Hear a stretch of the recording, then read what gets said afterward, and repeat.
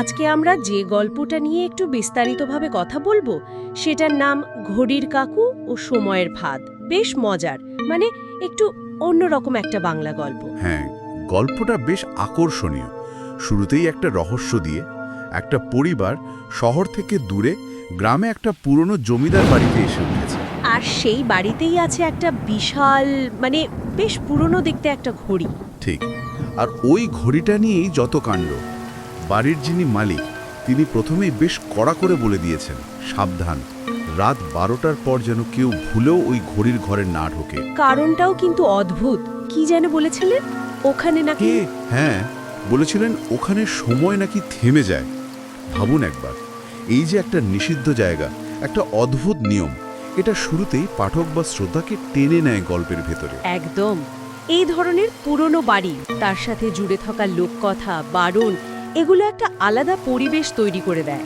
আর গল্পের যে প্রধান চরিত্র অনিক, সে তো এসব বিশ্বাস করার ছেলেই নয়, মানে আধুনিক শহরের ছেলে, যুক্তিবাদী মন। সে তো হেসেই উড়িয়ে দিল ব্যাপারটা, তাই না? হ্যাঁ, প্রথমে তো একদম পাত্তাই দেয়নি, ভেবেছে এসব গ্রামের লোকেদের কুসংস্কার। আর কিন্তু তারপর, মানে গল্পের মোড়টা কিভাবে ঘুরলো?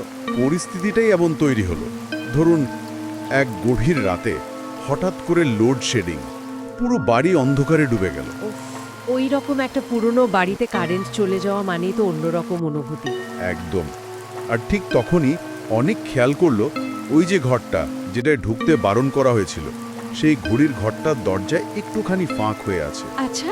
আর যেই না বারণ, সেই দিকেই তো মন টানে বেশি। ঠিক তাই, কৌতূহল তো হয়।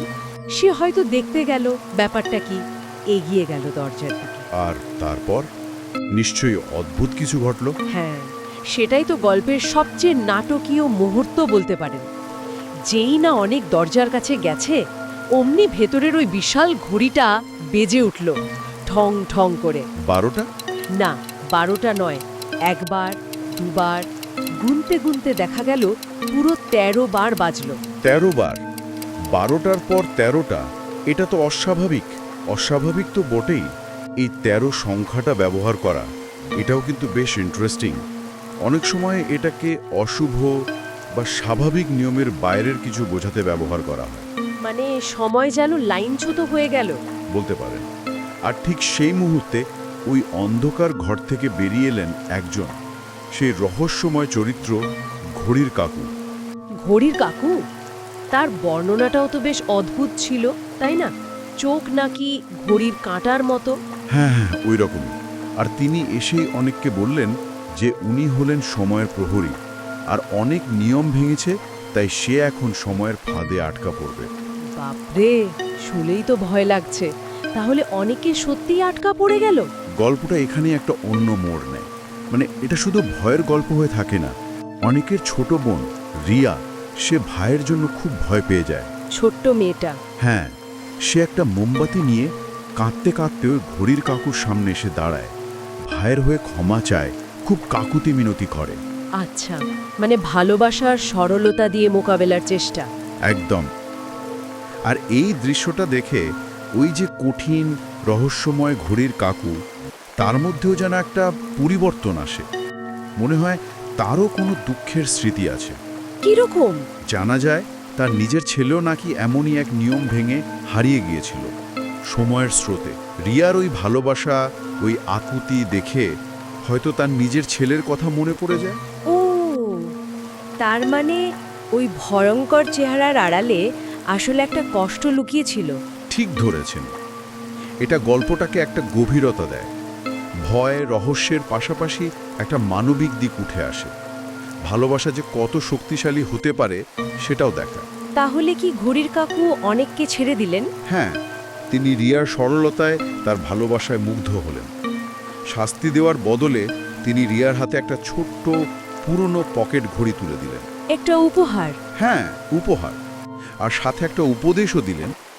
বললেন, সময়কে তাড়াহুড়ো করে নয়, সময়কে বুঝে চলতে হয়।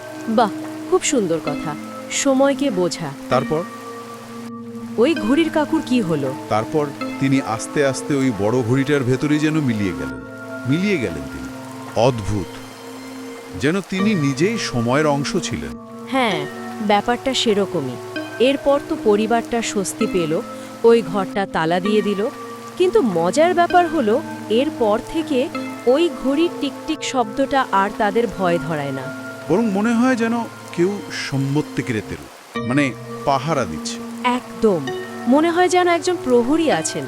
গল্পটা শেষ হচ্ছে একটা অসাধারণ লাইন দিয়ে। ভয় কখনো কখনো শুধু ভয় নয়, তাতে লুকিয়ে থাকে কষ্ট, ভালোবাসা আর একটা পুরনো গল্প। এটাই হলো গল্পের নির্যাস। কত যে নিয়ম, কত যে ভয় আমাদের চারপাশে ছড়িয়ে আছে, যার পেছনের আসল কারণটা হয়তো আমরা জানিই না।